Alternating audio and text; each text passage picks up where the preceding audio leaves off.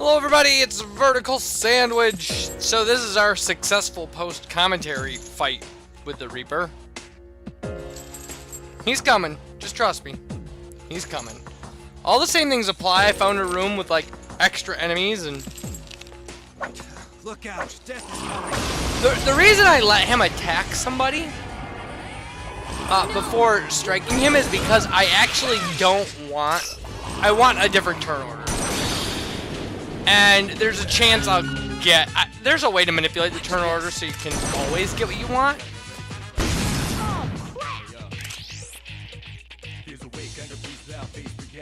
But yeah, I don't want all of the stupid things. I don't want, like... I got probably the worst turn order I could have gotten in this sequence, but it probably had something to do with Akihiko dying right away. But anyway. Yeah, ideally what you would like is you would like his turn to be right before your invulnerability wears off for the first time. Wait, is that right? Or, I don't know. It's weird, because like the invulnerability wears off in like a weird way. But most people don't do that strategy. Most people, what they want is they want the turn right before they hear it. So that what they can do is they can use Thunder Rain to guarantee a crit hit on him. And then they can pass up, like leave him lying down for the last crit hit. So then he wastes his turn just getting up, and then they just do it all over again. And that works, actually. You can really, that strategy is not that hard to pull off. Because the times that you miss, he'll probably do elemental breaks. But the problem is, he favors pretty hardcore attacks the last couple, like when his HP gets down pretty low. I think he's a multi-phase boss. I can't prove it. But yeah, Thunder Rain will hit him hard. And almost always give him the lightning thing. So then, you know, Junpei should crit him here. There, see? It's like a guaranteed crit. Here's a chance. Let's get him.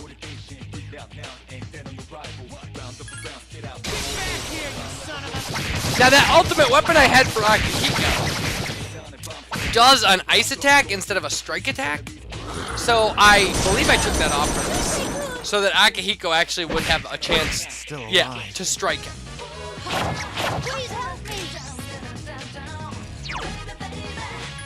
Ken can also crit him, but... So we're in a really bad situation here because we have a problem with him being able to get up and then two characters getting turns before our main. Right? That's not what we want. We really would like him to be in 5th place here, but he's not. Unfortunately. You can run from him. We can escape. It's actually not hard to escape from him and try it again if we wanted to. But this works. It just takes longer. Like what we're doing here is just, it takes a lot longer to do. And part of that is my characters are really low. My characters are not great shape here. As far as levels go, you're 3 levels below a suggested minimum for this.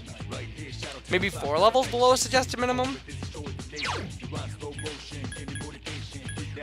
I mean, my main's at 76, so nobody's higher than him.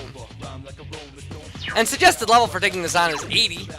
But I find this strategy works the best because we haven't been using our beads or our chewing souls or any of that stuff. Throughout the course of the game, we haven't had a need to. And this invulnerability, I mean, it's literal invulnerability. I mean, you can't be hurt by anything he does.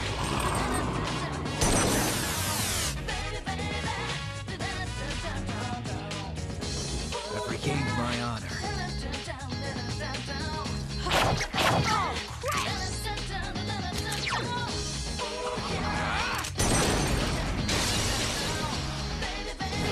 So yeah, so this is, I mean, this is a boring fight. It's a super boring fight. But, you know, the whole game doesn't have to be exciting. In fact, most of it isn't. Most of this game is the worst kind of grinding. Let's do this. Also, one of the things you will notice about this fight, or maybe you haven't noticed it, is that the Infinity ability costs 14 more SP And the reason is, and this is so weird, I didn't even think about it. I put on the accessory that gives you 30% more SP, but I didn't think that it made the abilities cost 30% more as well. But apparently it does. In this case, it did.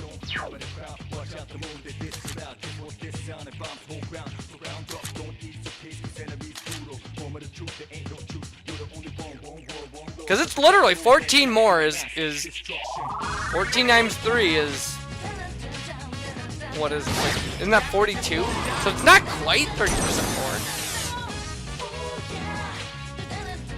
more. Like 16 more would be more like 30% more.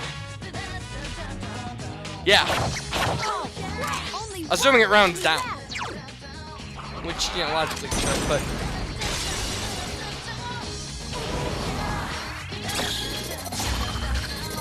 But you can never tell. With computer programs and video games, numbers are weird. They are. They're super strange. And the way numbers are treated is bizarre. Sometimes. It's still alive. Oh, crap!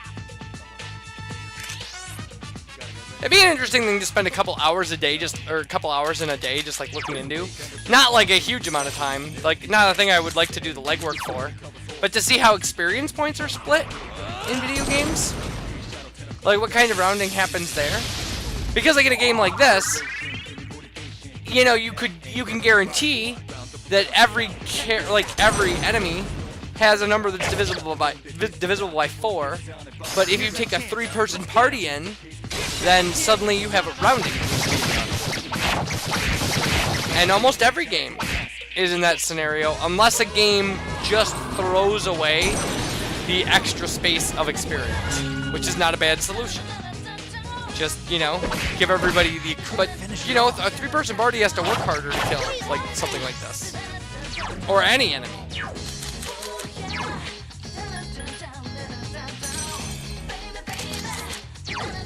I mean, you don't have that... You wouldn't have that problem if math wasn't stupid. And, like, the math works, but... It just so happens that, you know, 1, 2, and 4 work out really well, but 3's stuck in there, and... 3 gives you these, you know, bizarre numbers. Please help me! They're not irrational numbers, right? Is that the word? Is it irrational for them? I don't remember. I don't remember because they can be expressed as fractions, right? So it's not. So no, that's not. It's not irrational. Like pi is irrational because you can't express it as a fraction.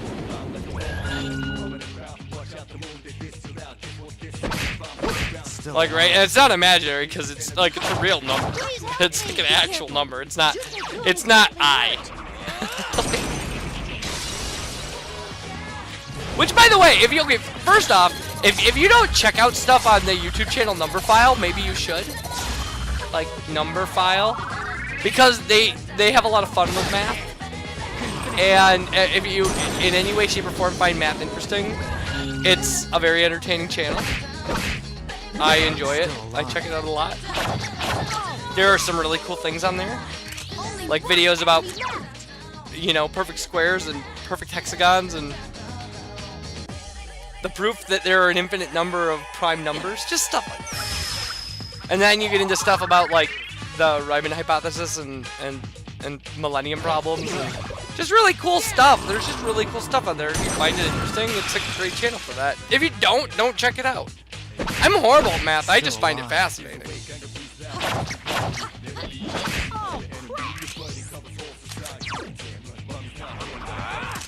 Yeah, and the reason I bring it up is because the reason it came up is because imaginary numbers are one of those things that I find amazingly fascinating.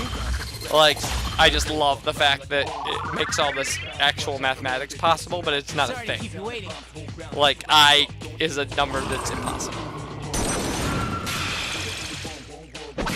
But you put it into equations and suddenly you get these very rational, realistic answers for things like... my brain doesn't do math really well, so one of the things that I do is factor numbers down to their prime factors in my head, or figure out whether or not 3-digit numbers are prime and sometimes 4-digit numbers are prime in my head when I'm trying to go to sleep. Because my brain really hates that.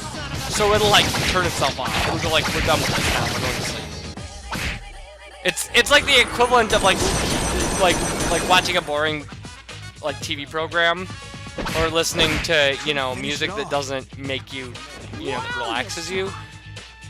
Factoring numbers and figuring out if numbers are prime in my head while I'm trying to go to sleep is a thing. I like weird math problems like that.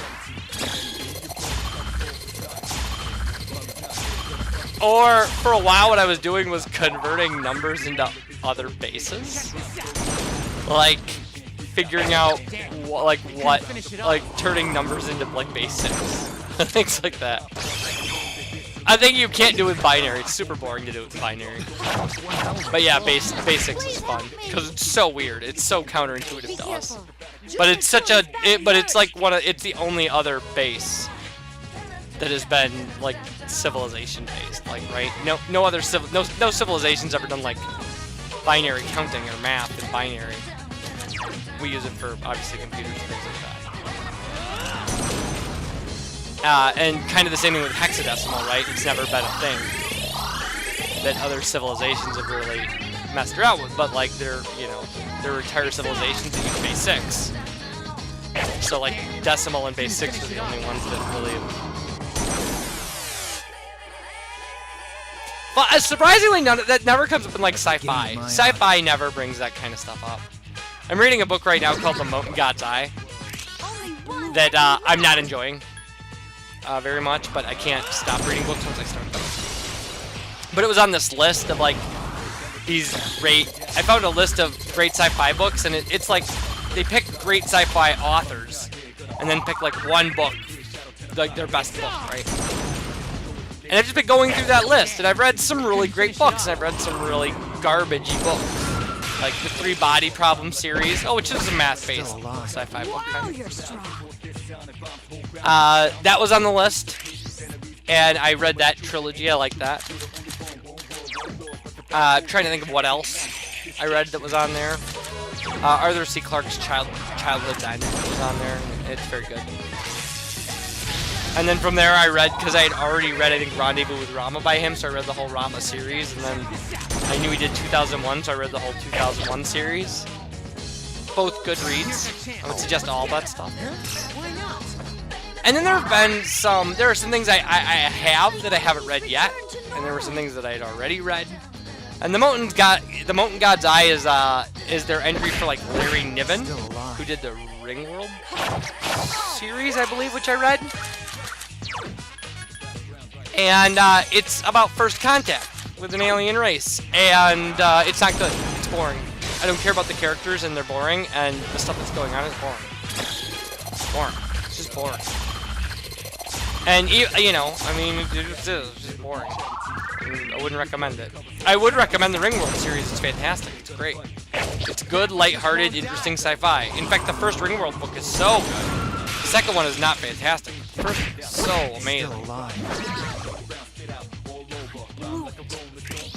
I also would strongly suggest the Riverworld series by Philip Jose Farmer. It's a great sci-fi series. The 4th book is bad, but by the time you get to it, you'll be so invested that you'll have to finish it anyway, because the first 3 books are really good. But the 3 Body Problem series, I hated the 3rd book. I loved the 1st book, and I loved the 2nd book even more. I thought the 1st book was worth reading just to get to the 2nd book.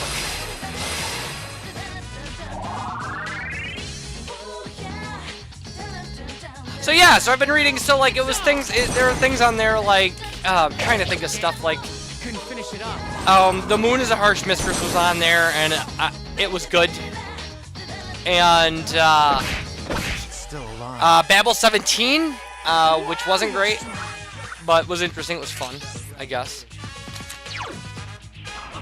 Neuromancer was on there, and Neuromancer is great. I like cyberpunk. Vert was not on there, but it's a good cyberpunk novel, if you like it. Yeah, the sequel, Pollen, is not great. I read a lot. To tell you, I have 3 books going at a time.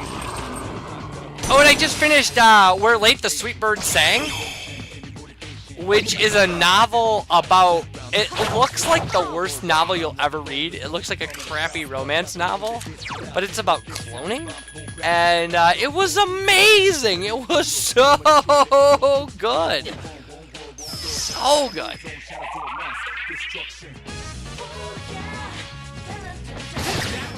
So yeah, that was not on there. A friend got that for me and was like, I know this won awards, here, check it out. Still alive. Yeah, I was a little disappointed because I think the Vonnegut novel on there was Sirens of Titan, and I think as far as sci-fi Vonnegut stuff goes, Slaughterhouse 5 is probably the best thing he's done. Sirens of Titan is the most sci-fi, but it's not his best work. And I wouldn't put Slaughterhouse 5 in his... Well, maybe it's in his top 3, but it's...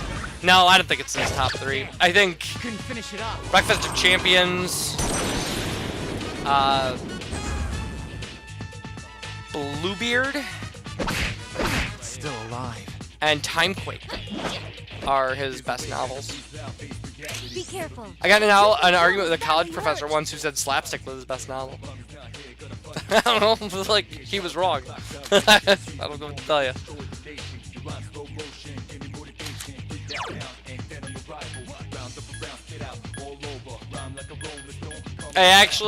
I love Breakfast of Champions quite a bit.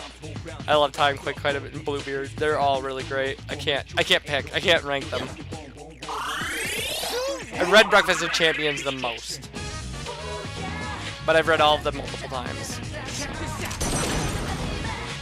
I've read Slaughterhouse 5 multiple times as well, so I can't. So VerticalSandwich, what book have you read the most? Oh, I'm glad you asked that. The Great Gatsby. I read it over. I've read it 14 times,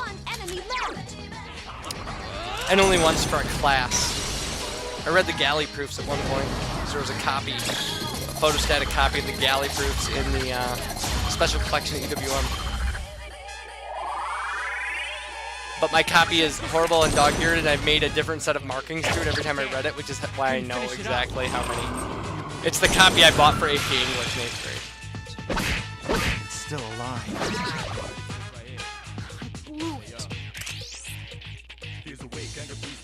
So yeah, I should read it again. It's great. It's like a day read. You read it in a day. It's a short novel, but it's amazing.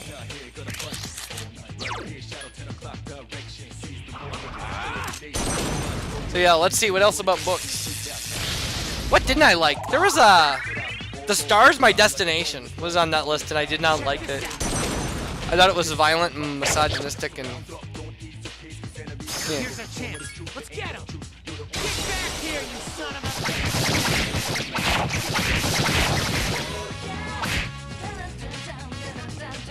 trying to think if there was anything on there by Brett, or... I mean, I've read, like, The Martian Chronicles and Fahrenheit 451 and stuff, but... I don't know if there was anything on there by him. I didn't go through a huge Bradbury thing, although I did go through a huge Isaac Asimov phase recently, and I read everything of his I could get my hands on, like, just a ridiculous amount of stuff by him. And he wrote so much stuff that was just... And they're such easy reads. Like, just Asimov mysteries, just like Asimov books about robots and books about the Foundation series, and the Foundation series is very good. The second book of the first and second book of the Foundation series were so good. I think the main series goes up to 5, and then there's like 2 prequels. Or 2 unrelated, like 2 wedged in there late books. I didn't read those, actually. I read the 5 main ones, though. So yeah, I just feel like I was just going on eBay and buying like lots of sci-fi paperbacks, just going through them and reading them, and then picking up books from this list. I only have a couple more books. Oh, I read the Gene Wolfe's The Shadow of the Torturer series, like the Earth of the New Sun series, and it's like a 5-book series, and it's good. It's really good. It's very dark and strange and like medieval magical, but like, yeah, very good. I know we're still fighting the Reaper here, and I don't know if there's a lot to talk about since we already did an entire fight of the Reaper with me talking about it. So I'm just going to talk about books, because I never talk about books, and I read a ton of books. I mean, I'm always reading a presidential biography, because I'm still going through presidents in order. I'm almost done with Rutherford B. Hayes, and then I move on to somebody else. I don't know, I have the book. Like, I buy the next 2 presidents in advance. And I'm getting very close to, like, Grover Cleveland, who was our 9 consecutive one, I think. And I don't know if that's true or not. I don't know anything about presidents, that's why I read their biographies, is so I learn about them.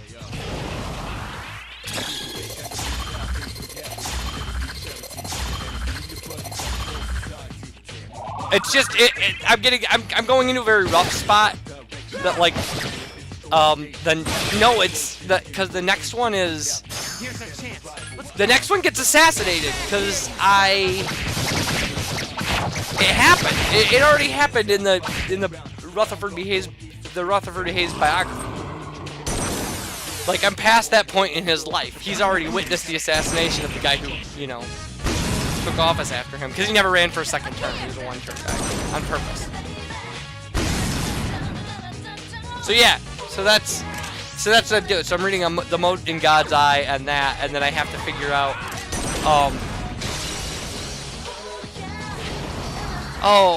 Something Rising is the name of the book, the 3rd book I'm starting here. And I just have it set aside. It was just in the bunch of books. I just finished a book called Protho Plus, which was about a dentist, a dentist who gets kidnapped by aliens and does a bunch of alien dental work, and then decides to be an alien dentist. It was fun. It was a funny book. Please help me. So we've almost got this guy killed.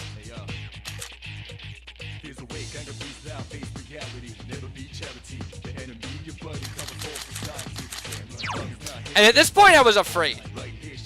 Like, because this is our last turn, right? And I don't have enough to cast Infinity again. And I was casting it every turn because I just didn't want him to do what he did last time. So I really had to bank on him not killing me this turn. And he didn't. He mind charged twice in a row, which was the biggest dumb move he could have made. Couldn't finish it off.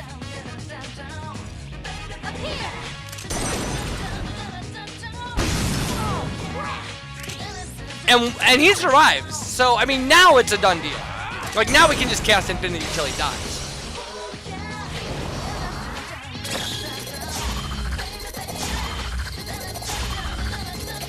See, my friend is trying to convince me that after I go through this sci-fi kick, I should start reading horror novels. Which would be fine. I mean, I don't mind horror novels. Gotta read something, right? I have some Dostoevsky I've been meaning to read. Brothers Karamazov and such. So there we go. He's dead. We killed the Reaper and got the bloody button. And 24,000 experience points. So now we can head back down to the lobby, save our game, and then we'll... Junpei is leveled up. Yeah, everybody leveled up. Yes. So we'll go down to the lobby and we'll save our game. My And then we'll skills turn improved. this thing in and see what the result is, and that'll all be in live commentary, because it's going to change everything we're doing. Yeah, we need an escape route. We just need to get out of here. So yeah, so that's that. That's the fight with the Reaper.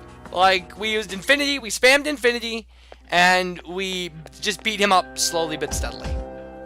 It took 23 minutes or something. So when we come back, more Persona 3 in live commentary. I won't be talking about books, I'll be talking about the game again. I'll see you guys for that. Bye, everybody.